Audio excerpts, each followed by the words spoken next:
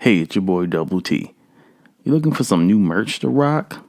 Your Double T Welcome to the Spot shirt? A Why Not Me shirt for season 2? Well, visit www.doubletspot.com. That's www.doublespot.com. Peace.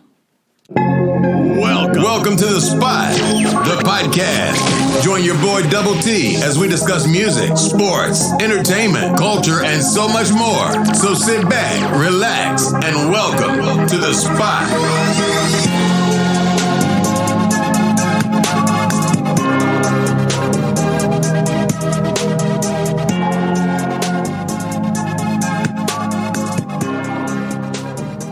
Welcome back to the Spot. I am your host, Double T, and I am so glad you guys are here with me today.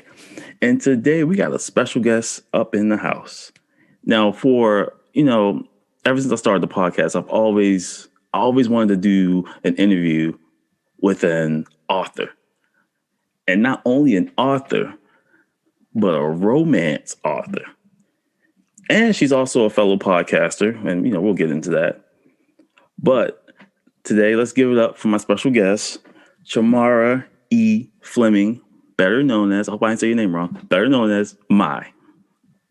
How you doing? Hey, hello, everyone. So before we get started, if you just want to introduce yourself and let the people know a little bit about you, who you are. Absolutely. I am self-published romance author, as he said, Charmyra E. Fleming, but you can call me Mai. And I started self-publishing myself in 2018. And I am also the entrepreneur. I call myself entrepreneur, author, combination. I like that. Entrepreneur, owner and operator of Creative Calfuray. And I started Creative Calfuray basically as a way to self-publish my romance novels and as a way to diversify and, create other income streams for myself, as well as speak to my creative ambitions. I also offer makeup artistry and graphic design services through my business. My graphic designs were small projects. I've helped a few small businesses and nonprofits in the Boston, Mass area, and a couple here in the DMV area. So, basically what I do, everything that I do through Creative Calfuray is just a basic representation of me creatively and what I enjoy doing. And so, that's what Creative Calfuray is about me. So you do because I didn't even know you did you said graphic design and all that. So you got a little bit of everything in the pocket there. Yeah. So one of the things is about me is that kind of I've done a lot in my life, so I would say. When I started Creative Calfuray, I've always done little graphic projects and stuff for people. One of the line dance groups that urban line dance groups that I danced with out of Boston, called the Boston Rhythm Riders, I started doing their flyers and stuff, and it was just as a hobby. And so, and I just always, artistically had a little, be able to do some of those things. And so when I started Creative Calfuray, I just decided, hey, let me build that out. I didn't go to school for it. I was just, naturally gravitated to it. And, over the course of the 2 years of having the business, everything that you see on my page is done by me. It's nobody else but my stuff. And so it's been a natural progression of me learning and building out my craft through not only my writing, but through the makeup artistry and the graphic design. I'm a person that believes that if you're going to do something and call yourself what you are, if I'm going to call myself a writer, if I'm going to call myself a graphic designer or a makeup artist, one of the things that I thought that was important for me to have is a foundation in it. So I've gone to school, completed a couple programs, and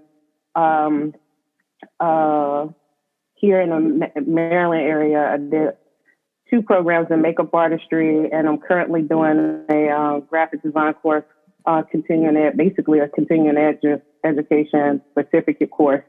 So I just feel like you should have a foundation. I'm constantly going to school, taking classes to improve and further my abilities in writing. So I just feel like if you're going to do something, you need to go hard in it and make sure that you are knowledgeable in it. Because if you're selling those services to people, they want to know that they got somebody that they can trust and that is knowledgeable. And so, yeah. I love it. And if you go to her Instagram page, you can tell her page is so, as soon as you go there, you're like, this is so uniform. It's perfect. It's well done. It has a color scheme, everything. It just flows. And thank you. Like you said, because this season is all about why not, right? So I love how you're taking, and it usually starts with something that you're like, oh, I'll do this. I'll make this flyer or whatever. And then you make the flyer and you're like, I'm pretty good at this.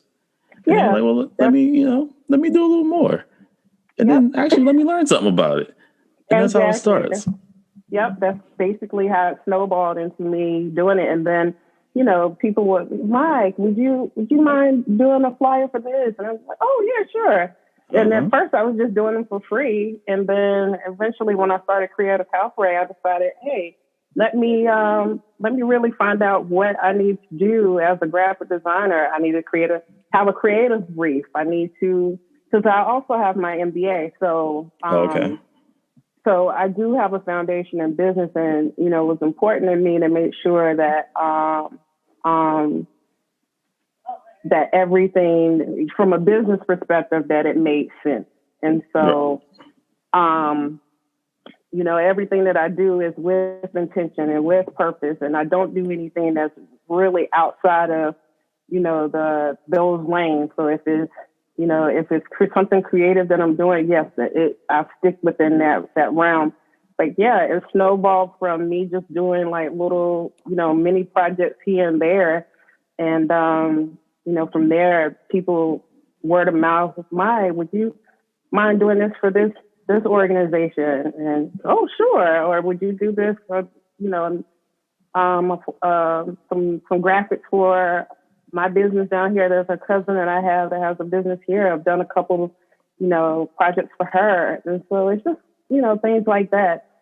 That's allowed me to be able to beef up my skill set in that area. And it's something I enjoy doing it too. Right. So it's not like I do it just because, I'm trying to make money at it. I do it because I genuinely love to do it. And if I didn't love to do it, I wouldn't do it.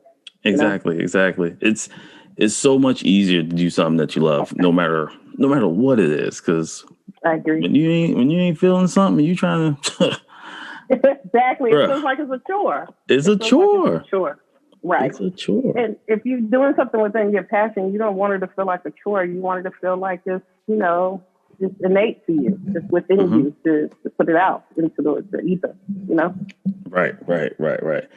So let me ask you this. So, kind of to piggyback off everything you just said, you're an author. Is that something that you just started off doing, let me just write this little story, and then you were like, oh, I kind of like it, and then you kind of looked into it further, or was it something that you wanted to do?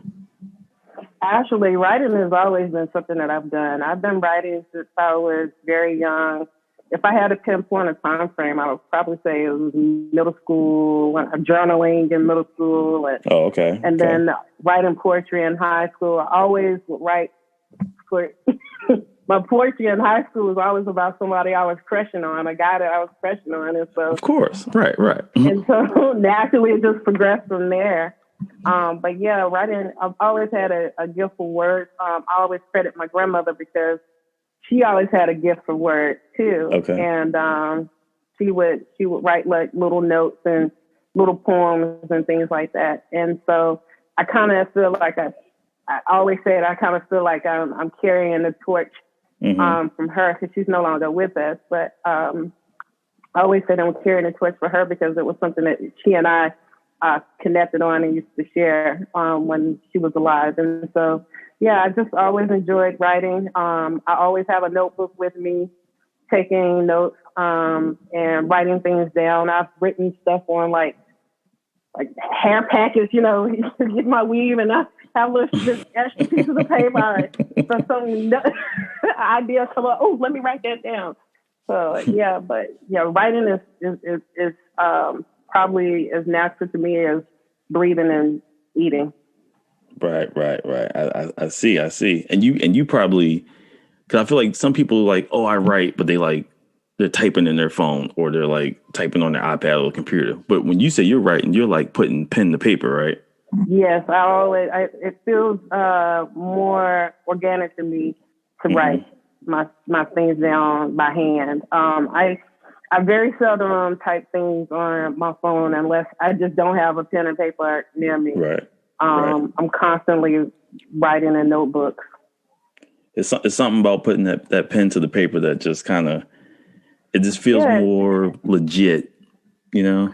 I feel like it just rolls off. Like you get into a flow, into a rhythm when you write by hand. Yeah. For me, handwriting is something I've always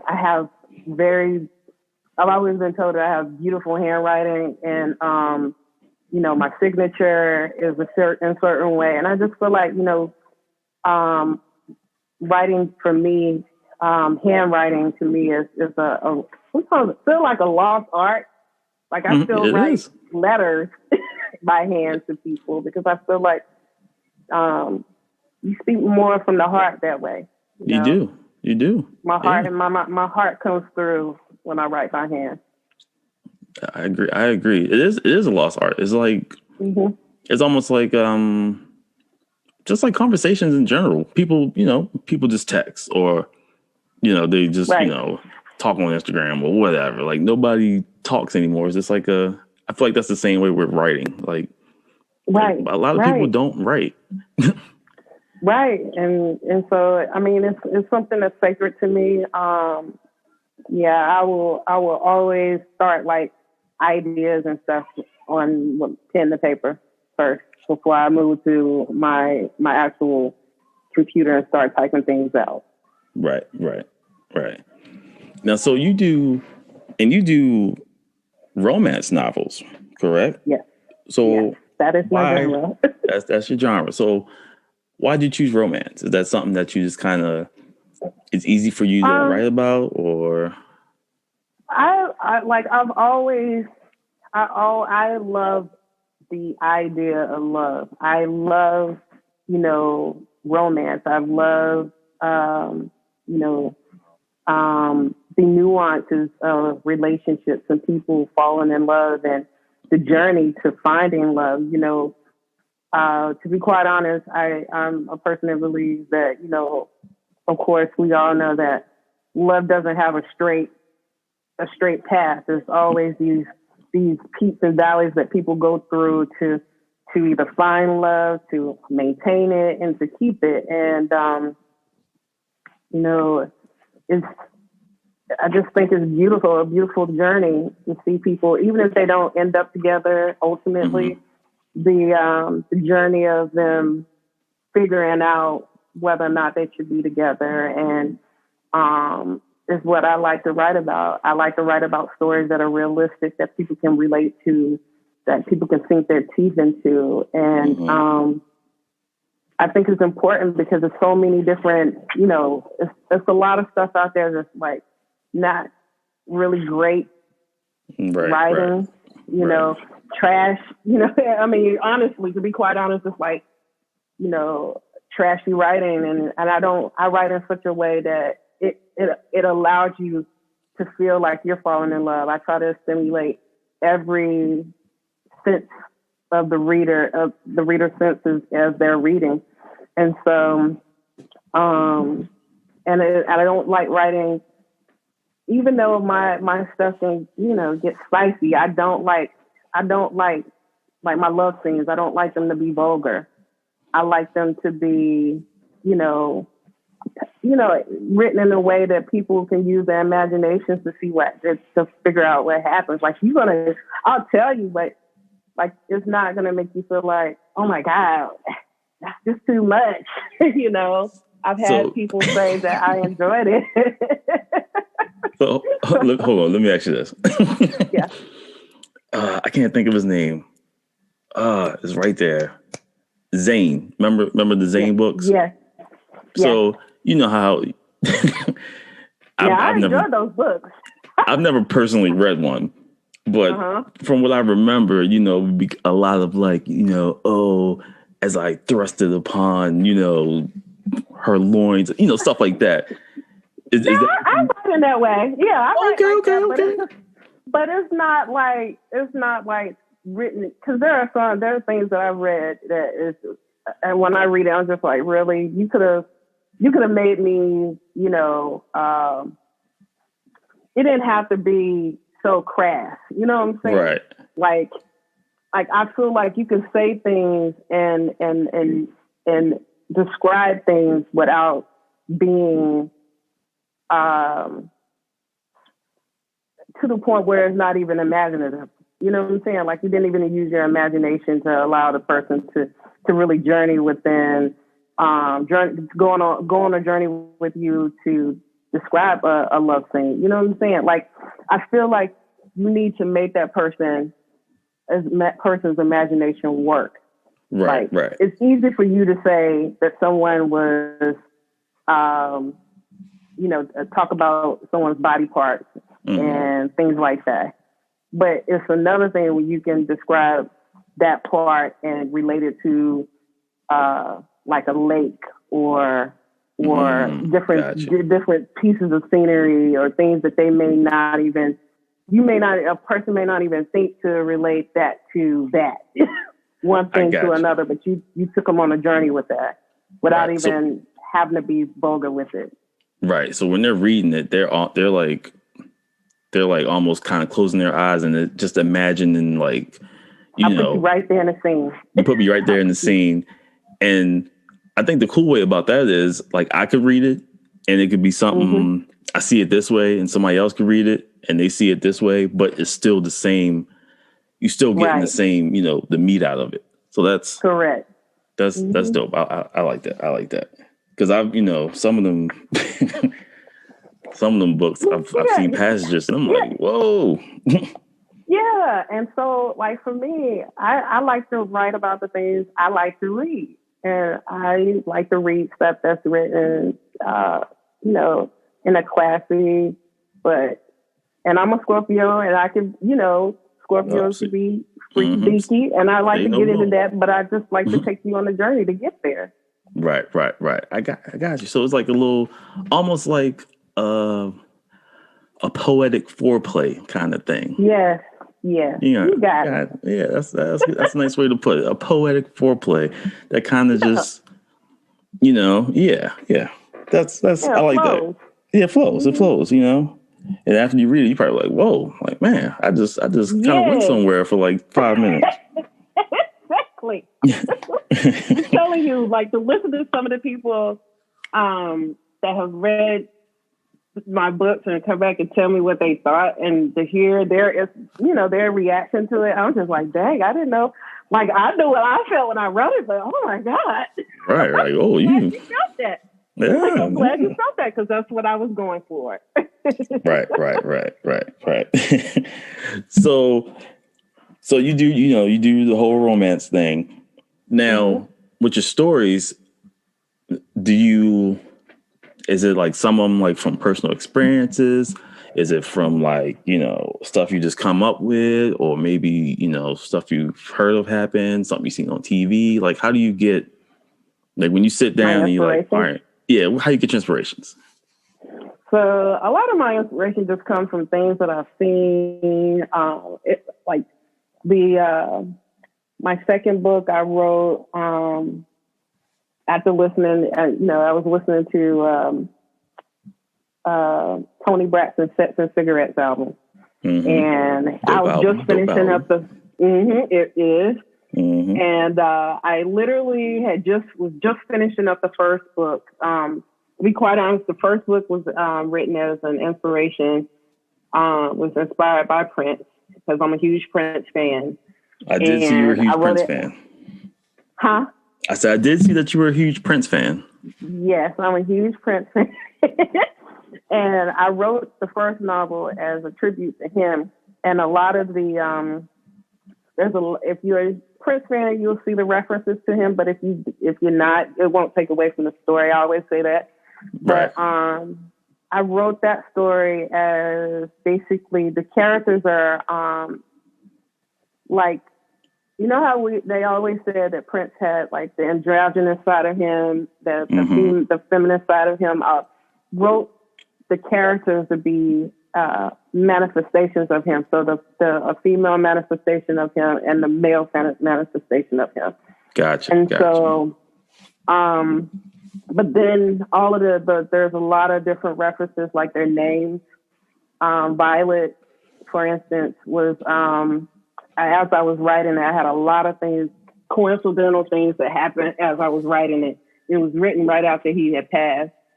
Like Violet, her name, I had stumbled upon an album, the Get Off album. I didn't know. I've always loved that album, but I didn't realize he had a bunch of remixes to that album. And one of them was called Violet the Organ Grinder. I didn't find that out until I was writing.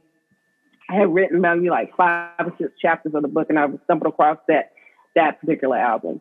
And then the male character in that book, he was, his name is Jameson Nate Starks, Nathaniel Starks. I call him Nate in the book.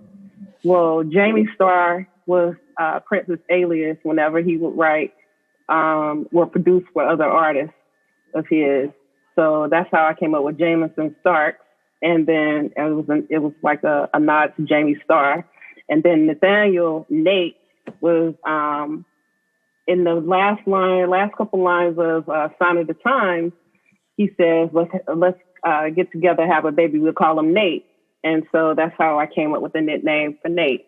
And so it's little things like that. That was how I got the inspiration for the first book. It's stuff like that and throughout the book. And then for the second book, like I said, it was inspired by Tony Braxton's album, Sex and Cigarettes. And I was also watching Married to Medicine that summer. And one of the wives on that show was going through a bit of some issues with fidelity with her husband during that time. And so I had the idea to write this story about a woman who was in her 40s, and her husband had she and her husband had been dealing with infidelity for years, with him. And so finally she gets fed up and she decides that she's going to, she wants to see her own infidelity comes into play. So right. She ends up having to choose between 3 men. And so that's what that one was about. So it's kind of, to go back to the whole Prince thing, it's kind of funny you said that, because like a lot of his music is kind of how you describe how you write, like really cool. He's not really saying it, but he's kind of saying it. You know what I'm saying? Like his music kind of certain songs, I'm trying to think of a song where he's kind of talking sexual, but he's not really saying it. Scandalous. There you go. Yeah. Yeah, pretty much 80% of his music, he's kind of, he's talking about it without saying it. And you kind of can paint your own, you can kind of paint your own picture as you're listening to it. Just kind of like how you write. So that's dope. Yeah. And that Tony Braxton album, that's first of all, not to totally jump topics, but Tony Braxton is just like so underrated. She's I agree. Tony Braxton is fire, Completely man. agree. Tony Braxton is fire. I agree. Like the whole second book, I felt that whole book was written to Tony Braxton's albums, basically. I started with Sex and Cigarettes, and then I just went, all the way back to Love Should Have Brought You Home, all that stuff.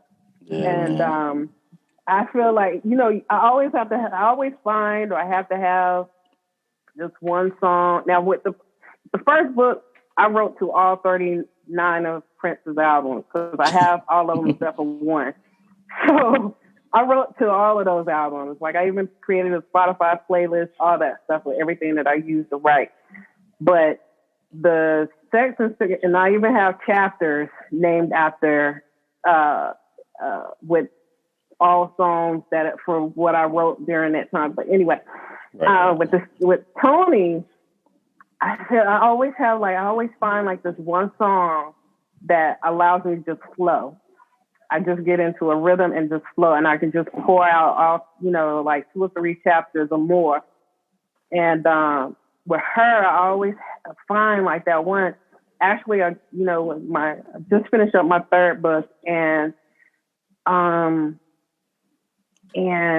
there's this song on her newest album called "Spell My Name," and I heard that song, and I literally wrote the last 2 chapters, no problem, just banged it out because it was just like that's what I needed. I just needed that one thing, that one song that just opened me up like a faucet, and I could just go. Now, let me ask you this: do you actually, when you're writing, do you actually like listen to music while you're writing, or that kind of throws you off? Or you said sometimes? Sometimes it depends on what kind of mood I am. Like, I have a jazz playlist that I like to write when I'm blogging. Oh, okay. Gotcha. So like it has all of the songs from like Mo Better Blues on it, and a couple of the tracks from Love Jones on it. And depending on what kind of mood that I'm trying to, even with my stories, I'll pull that playlist out if I'm trying to get in a particular mood to write for a particular character. And it just helps me get into a rhythm to be able to write for that particular part of the story. Or if I'm blogging. Yeah. Right. Now, speaking of blogging, you have like a motivational blog, right? Can you tell us a little bit about that? Sure. Well, it's called My Pop Life. It's another. It's Pop Life. Yes, Pop Life. Yes. And so that's like top 3 in my Prince songs, by the way. Oh, that's good. I love that song. Like Pop Life be bumping. It's just so like I don't know. Play that afternoon. Yeah, man, Pop Life, that's my joint right there. Yeah, it was a good track. I mean, I'll come back to that. Yeah, we'll come back to that. My Pop Life. I basically have over 120, 25 blog posts, I believe, at this moment on there. I started when I started Creative Calfuray as a way to share, my thoughts and feelings about, things that I may be interested in. And so, I started my blog as a way, wait a minute, let me back up. It's almost as if it's like, because I know that, writing is my purpose and it's my gift and it's the reason why my business is this. But I felt like my writing served served it as a greater purpose as well. And so my voice needs to be heard, in my opinion. Right. The goal and mission of Creative Calfuray is to motivate, inspire my readers and beyond to live their lives with purpose, intention, and full of passion. Moreover, through my writing and everything that I do creatively, whether it's through makeup artistry, graphic design, etc., I hope to motivate one person if not, motivate one person to aspire to their greatness and inspire, if not one, but many along the way.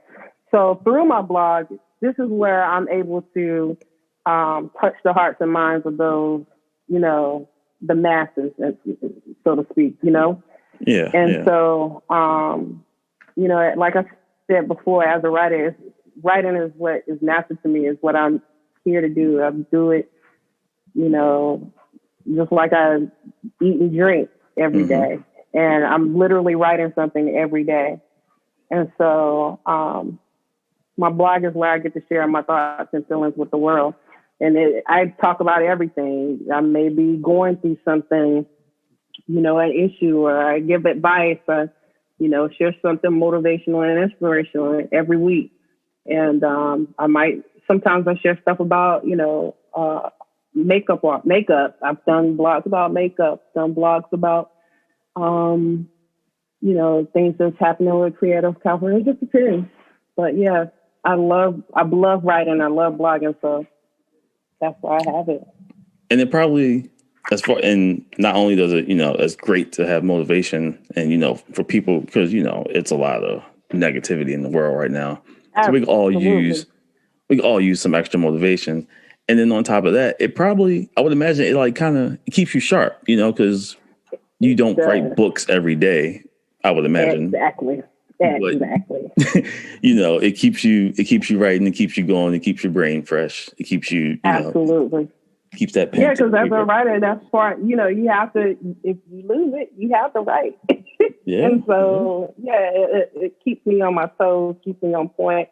It gives me something to look forward to every week, that I have to do. So, and on top of all that, you also have your own podcast. You got the Purple Charm Experience podcast. Now, I do. On there, sometimes you talk about your books, right? Like you talk about the chapters, right?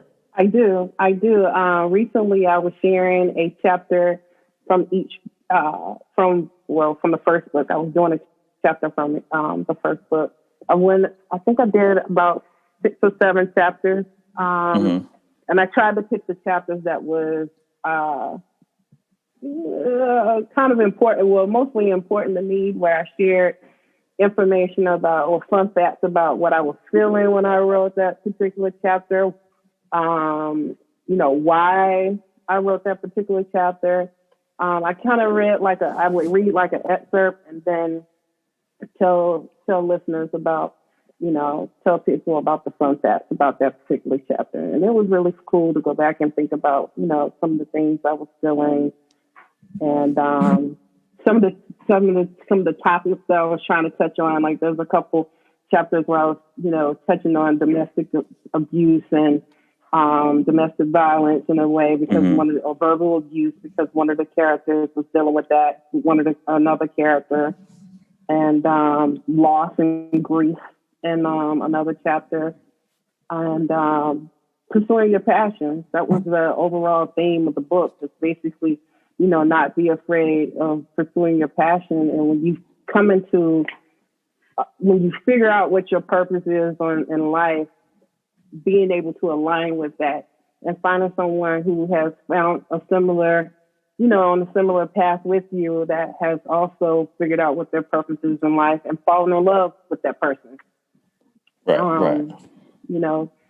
Being able to respect someone else's passion in addition to them respecting yours, and finding love within that space.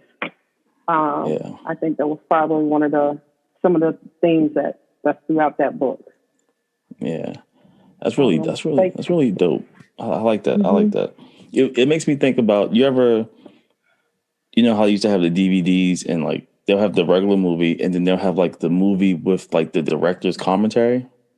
Yeah. They show the movie and they kind of like talk about how they went over the scenes and, what they were thinking about when they wrote the scene. So it's kind of like that, which is really cool. It's really cool. It's a lot that I could tell about those stories and those, everything that was, going through when I wrote them. Not me personally, like going through, but just what I was thinking about, and Right.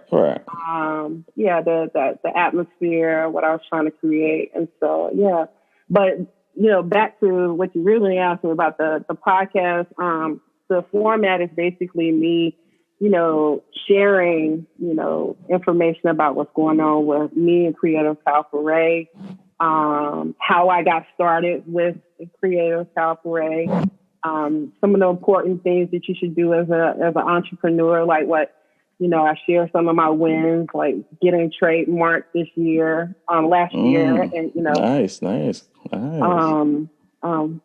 Some of those things, and some of the ups and downs, of dealing with being a new entrepreneur and staying focused on the things that's important to your business, and just my journey in general. And then I try to share something motivational, kick it off with something motivational. And share some of the things I love, like Prince, and I love to drink wine. I give a sip. Always before I do the romance piece, all right, get your sip together. This is what I'm sipping on, and this is my sip of the week. And then I go into something I've been doing since I finished up with the books. I've been going into a little bit of something about romance, the romance topic this time around right now. So, but yeah, this is really much the format. It's all Creative Calfuray and things that I love to share about my genre and my books. That's dope. I love it. What's your favorite, or not your favorite? What's one of your go-to wines that you like to drink? Well, I love Cabernet Sauvignon as my varietal. That's what I like to drink. From drinking reds. If you're drinking whites, I love Sauvignon Blanc or Pinot Grigio or Riesling. But my favorite right now, my favorite cab brand is Camus Vineyards, and also Red Schooner, which is a Malbec. Really good. It's made by the same vineyard. But I love it because it's like really smooth and it's full body. I mean, medium body. I don't like particularly like full body wines because they're too dry for me and they dry me out. But I do like wines that are medium bodied and well balanced, very low tannins, that kind of thing. And your wine, your wine stuff there. I used to do. I used to go to a lot of wine tastings in Boston. But yeah, I enjoy. Okay. See, I'm not there. See, my wife, she likes this one bottle. I don't even know what it's called. I know it's a Malvasia, right? And there's there's like two dudes on there. They're like carrying grapes. I don't know the name of it, but I'm pretty sure if you saw it, you would know what it is. But like literally, share it with me. Yeah, I'm gonna have to send you a picture or something. But literally, I go in the store and I'm like, yeah, y'all got this Malvasia. It got like two dudes carrying grapes. And they know what you're talking about, though. They know exactly what I'm talking about. They're like, oh, yeah, we got that. It's right over here. And then, quick funny story, right? Because you said you don't like the dry wines, right? Yeah. So my wife heard, I don't know if you heard about it. It's a wine. I think it's the McBride sisters. It's called Black Girl Magic, right? Yes, I have them all. Oh, you have them all? Okay. So check this out. So my wife, she been dying to have it, right? She just got to have it. So I finally found one. It was the rosé one, right? Or the rose one. Mm-hmm. So the rosé. Yeah. Right. So I'm like, all right. I finally got it. Get it home. She's like, oh snap. I was like, yeah. You take a sip. She's like, oh. It was like it was too dry for it. It was to me it was okay, but to her it was a little rough. Did you drink it with any like fruits or meat or? No, she had it straight up. Like that? You suggest like trying it with something else? We did chill it. Yeah. Mm-hmm. Okay. I would have, you might want to try it with some fruit. maybe like strawberries or like some grapes or something. Grapes. I would probably do strawberries or like light color, lighter fruits. Okay. Just to pull out the taste, the sweetness in the rosé, because it's gonna throw it off because it's a drier rosé. It's not like one of the sweets. So you can tell the sugar content as it falls down into the glass. Mm-hmm. How much sugar it has, and those particular ones. I wasn't a fan of the rosé, and I love rosés. But I don't like dry rosés. And so, and they do have dry rosés. And so, I just pair it with some cheese, get a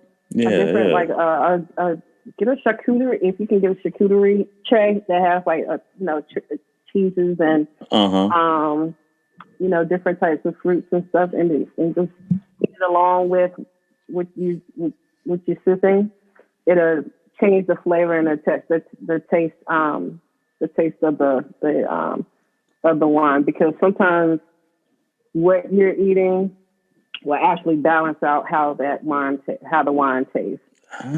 See, I never knew that. See, just learn something new every day. And she loves like strawberries, so maybe that'd be something. Yeah, either that or have it with pizza, like, because of the acidity in the pizza, you might balance it out. Or not just any pizza, like a margarita pizza, something with basil, or fresh, really fresh pizza. And then like you could do it with grilled fish or grilled chicken, something like that. Something savory, well, not savory, but balance it out with that. Yeah. See, yeah. See, watch, I'm a surprise. I'm gonna get some strawberries and something nice to eat with it. And just pour the glass. Can also, when you put your fruit into the freezer, put them in the freezer, and then when you get ready to drink it, pop the fruit into the glass, into your fruit into the glass. It'll help keep it chill, and it also add a little bit of the flavor from the fruit into your I always do it with my grapes or cherries or something like that. Freeze them and then pop them into my wine, my white. White yeah, we learning up in here, buddy. We took a little turn off the road, but that's all right though. That's all right. That's all right though. That's all right to try that. Yeah, because she was so like, yo, I've been wanting this, and I didn't realize it's like 5 or 6 different ones. I thought that was like the only one. So we'll have to try some of the other ones. Yeah, I had the Brut sparkling wine. It was really good, and the other 5 I still have because I didn't even want to open them yet. I haven't even tasted the other ones yet. But I will say another one of my favorites is Biltmore Estates and Wolfer Estates. They're not Black owned, but I do love them because Wolfer Estates is out of New York.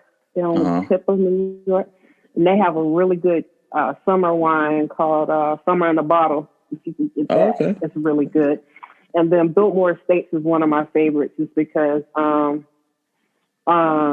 they just have really good wine. They have a really good red blend, and their wines are affordable too. They're for them to be on the lower, they're anywhere between 30 and 65, 70. Sometimes you can get them below $25, $25, and they're still good wine. Right. Good, really good quality wines. Okay. Also, just before you go, another really good Black-owned wine that I just picked up a couple months ago. I haven't opened it yet. It's Theophilus Vineyards. They've actually won a number of awards for their quality of wine. Is that a red wine or is that a white one? They have Shiraz. They have some red, but I have the Shiraz and I think it's a white. I don't know. I don't know. Can't pick up the hand what the white one is. This is what. But yeah. And then I also tried Mary J. Blige's and what's his name? John Legend's wines over the summer. I enjoy those too. Yeah. See, we might have to do like a wine episode or something like a. We should do like a wine tasting episode. Yeah, that would be fun. might have to set that up or something. That'd be cool. Yeah. Yeah. Mm-hmm. So, because I like a good chill wine, but I'm not, and because she likes the sweet stuff. If it's anything dry or like that might have like a little bite to it, she's really not. Yeah. Not with it. Now, so I will say more German wines. The German wines are sweet wines because they're your dessert wines. Mm-hmm, so Gewürztraminer, I think that's how you pronounce it, Gewürztraminer. Those are very sweet. They're sweeter than Rieslings. And wow. And so if you get those, usually people have those with dessert, like a cheesecake or something like that. And it's really good. Those are really good wines too. If you like sweet, I mean, you can definitely try German Gewürztraminer. Gewürztraminer. I can't say it because I got my trades in. But, yeah. It almost you almost sound German when you say it. Yep. A Gewürztraminer or something like that. Yeah, Gewürztraminer. Gewürztraminer. Gore, it's like you pronounce it like Gewürztraminer. Gewürztraminer. Gewürztraminer, yeah. Yeah. It's G-O-R. If you pronounce it like it sounds like G-O-R. It's not spelled this way, but it sounds this way. G-O-R-V-O-R-T T-R-A Miner. M-I-E-I-N-E-R. I think. Oh, I see. I'm just be like, let me get that gore. Let me get the gore. Exactly. Let me get the gore. Let me cut all that out. Let me just get the gore. Right. Oh man. But all right, so we kind of went off on the wine thing, but that's good to know. I'm definitely gonna try that. I'm definitely gonna. Yeah. That could make a difference because we got the bottle. It's like half a bottle is just still sitting there, like it's just decoration now. So. Oh no! I know. It's bad. It's bad. But but before we go, so we kind of talked about it a little bit earlier, but so like this whole season I'm in is all about like why not me, right? And somebody like you who has you got a couple of different things, you wear a couple of different hats, and if you had to give like some kind of motivation or inspiration to somebody out there who's listening, who may be struggling with trying to, maybe they're an author and they like, they just can't like fully get into it or they don't believe in themselves. What kind of advice do you have to people like that who, because at some point I really feel like in everything that you take seriously, you got to just be like, yo, why not? Why just do it? Just go for it. I agree. One of the things I would say is that always allow yourself to be led by your heart and your talents. We all have been given specific talents, and we all have a purpose to live in life. And so when you do that and you do it wholeheartedly with, without the expectation of receiving something in return from it, you can give of yourself and your talents with love. You can give it freely. And you would do it whether they always say you do it whether you got paid for it or not. Right. But I also always say, because like, even for me, even though there were times in the beginning when I started out that I felt like, I don't know. Because when I started, I didn't have a job. And so I had, just moved from Boston to here in the Maryland area. And, You know, there were times when I was like, I don't know if this is going to work, but it's like, you can't give up on yourself. You can't give up on your dream, because this is put in you to do whatever it is that drives you and pushes you, and, you know, that you feel passionate about. You have to do it, and you have to do it because it's part of you. It's meant for you to do. And I also feel like, even if you're in a job that you feel like you don't want to do, like I have a day job now. Mm-hmm. I never say, it's taken me into this point in my life to get to the point where I feel like I'm living my dream through both my passion and through my career. Mm-hmm. And that's a lot to be said for, you know, to be said, because most people say, I'm pursuing my passion, I'm pursuing this thing that I enjoy, my side hustle or whatever, so I can quit my day job. Right. You know what I'm saying? But I love what I do in my day job too. And I love what I'm doing in my you know, outside of that work, what I'm doing through Creative Calfuray. And I feel like when we speak to what's driving us, what's our talents and what we love about, like, say you enjoy doing hair and makeup. All right, you created a side business doing it. Can you, whatever your day job, if you're doing something else, is there anything within your day job that's transferable skills that can help you help with building your job outside of work? Right. You know, into your side hustle.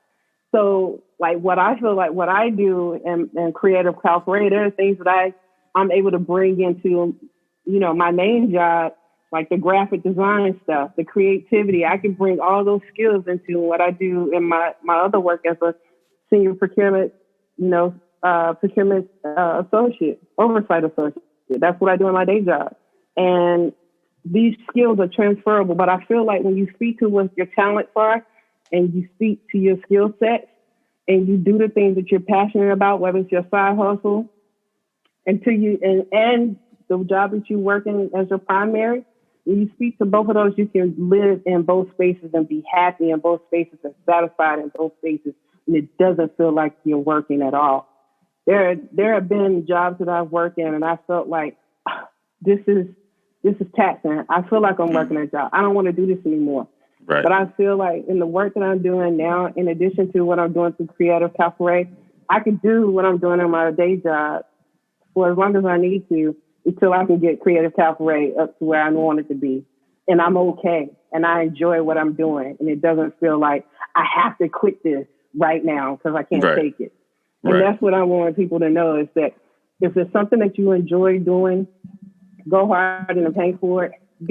Get all the knowledge that you can get to be the best that you can be in your craft. Learn all that you can. If you're starting out and you're an entrepreneur starting out on your own, get you an accountant. Make sure you deal with your books. Meet with an attorney. Start thinking about trademarking. Everything. Own everything that you create. Yeah, that is important to me. That is a lesson that I learned from Princeton. That it was something that I was just about to say that. But it was something that was important to me, is that I own everything, every aspect of my business I own. And that's what, you know, if you're starting out and you want to be an entrepreneur, do not tax it out. I mean, do not, phone it out. There are certain parts of your business that you need to be serious about. Meet with your Chamber of Commerce. Get in touch with other creatives and like minds, that are doing things, that are moving and shaking. Sometimes you have to move out and move up and get around other people so that you can, so they can inspire you and keep you motivated and push you and challenge you to do more. Because if you don't, you get complacent and you think this is exactly where I need to be. Where I'm starting is where I need to stay. No, you got to keep growing. And so don't give up on yourself. It's going to be hard. People that are entrepreneurs, a lot of times if you see them when they're successful, sometimes there's more people talking about, the peaks and valleys that they went through to get there now than there used to be. And, I think it's important that you share, your struggles with others. because me and you're an entrepreneur. I can talk to you about, the things you're going through, and you can say, this is how I dealt with that. I was there in I was in your spot a year ago. This is what you need to do to deal with that. Or just, find people that you can connect with, but also do not be afraid to learn. Constantly be a learner. Constantly learn, because it's important to for your own edification. You do not want to be someone that thinks you know everything. There's always something new to learn. And you have to be a student of your craft, And if you're doing all that, you have no time to get complacent. You have no time to be thinking, get down on yourself. And then also keep a positive mindset. Absolutely. Align with your higher power, positive, have positive affirmations. Tell yourself you're magnificent, you're powerful, you can do anything, and believe it. Yeah. And once you start to do that, you'd be surprised all the doors that begins to open up for you. There are times, I don't know if you ever experienced this, where there have been things that you feel like, I don't know if I can do this. And then when you say, you know what, forget that, I can do it. And then all kinds of things start to come to you. That's the law of attraction. Yeah. You attract what energy you put out. Exactly. I always say it's okay to have that moment where you're like, I don't know if I can do this, but you can't stay there. You can't stay there. You gotta build yourself up and talk your way out of that and keep going. I agree. And, we all have those, what now moments, but it's important to know, to come up with your strategy and then say, okay, this is what I do next. You got to be able to pivot. Gotta pivot and keep moving. Pivot. That's it. You hit it on the head 12 times right there. That's and the funny part is, everybody I ask, they pretty much in a nutshell say the same thing. Like, you got to be passionate about it, and you got to keep going. You got to keep going. Yeah. Don't stop. There's no other option. There's no other way. If you're really true to it, then there's no other option. You won't give up on yourself. The ones that don't make it are the ones who, never really had the heart or the passion for it in the first place. It's those who are able to, see through the hard times, to see through the valleys, to be able to, pick themselves up and get up that hill. It's definitely a marathon, not a sprint. It's definitely a marathon. I say it all the time. It's a marathon. It's not a sprint. It's a marathon. Rome wasn't built in a day. Exactly. It wasn't built in a day. Yep. So thank you so much for dropping all that on us today. But before we leave, can you let the people know, tell people your Instagram, let them know how you can get your books, where they can find them, all that good stuff. Absolutely. I just want to say thank you so much, T, for having me. I greatly appreciate the opportunity to share,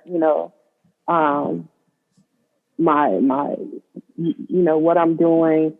And, it means the world to me just to have my voice heard. So thank you very much. And I think we got to do a Prince episode. Yeah, absolutely. We got to do a Prince episode. We can go in about Prince. Oh, God, you don't even want to know the half. Yeah, absolutely. But yeah, people can find me. Please just, visit my website, www.creativecalfuray.com. You can find me on social media. I'm on Instagram, Facebook, Pinterest, Twitter. I'm very engaging. So if you drop me a line, I'll definitely respond to you. Please check out my podcast, The Purple Charm Experience. I'm sharing an episode weekly now. And you can find my books on Amazon and Goodreads. And I just ask, if you enjoy or like my books, like or love my books, please just drop me a line, drop me a review. It helps support self-published authors like like me. Right. Because there are without for self-published authors, it's a little bit more difficult for us to get readers to find our stuff. So a review helps us to get in front of readers that we may not normally be exposed to. So with that said, I just appreciate it, the support. And also if you want my branded merchandise, you can find my Motivate, Aspire, Inspire merchandise on Etsy and on my website. Awesome. And then on your Instagram, you have like the link tree, right? Where they can it's probably easier for them to find everything. That is on a link to everything on my Instagram page. So yes. Yep. So it's all right there. You can order the books, the motivation, the website, all that's right there. So it's easier. Linktree is like the best thing ever. Absolutely. I couldn't do it. I couldn't do any of it. Man, I found out about that. I'm like, oh man. This brought it all together, huh? It brought it all together right there, man. So look, y'all, check it out. Support. Check it out. You definitely will not regret it. And then we gonna run this back. We gonna do maybe a Prince and a wine tasting thing, something. She gonna be back, y'all. We gonna have a little part 2 of this or something, All right. I got a lot of Prince trivia and questions for her, and she probably know them all. So I'm probably not even ready for that.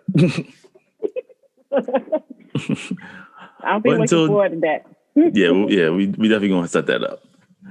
But until next time, y'all, it's your boy Double T, and we out this thing. Deuces.